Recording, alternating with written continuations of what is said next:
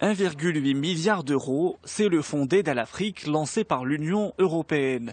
Une enveloppe qui vise à freiner les flux de migrants originaires de ce continent.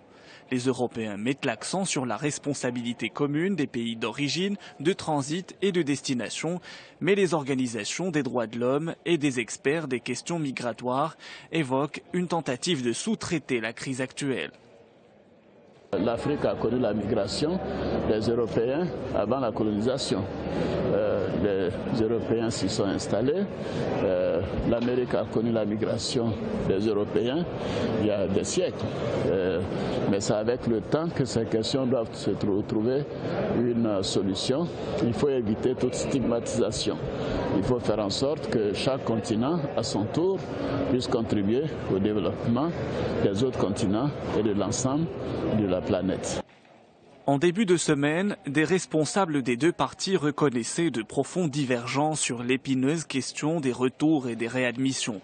L'UE, dépassée par l'afflux de réfugiés syriens, veut augmenter le taux de retour de ressortissants africains en situation irrégulière. Certains dirigeants africains ont aussi critiqué les pressions croissantes de l'UE sur l'Afrique, alors que la crise migratoire que connaît le continent est essentiellement causée par l'afflux massif de réfugiés syriens.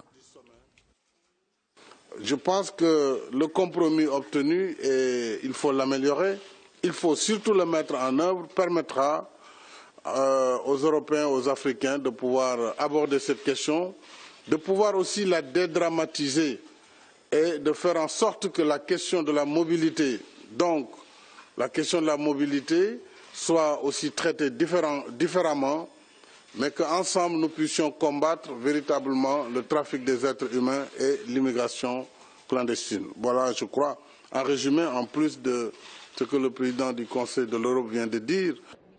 Le président sénégalais a également dénoncé un traitement différencié et discriminatoire.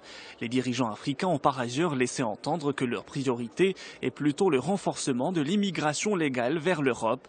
Ils estiment que celle-ci représente une véritable aide au développement pour les pays africains au regard de l'importance des transferts d'argent des diasporas.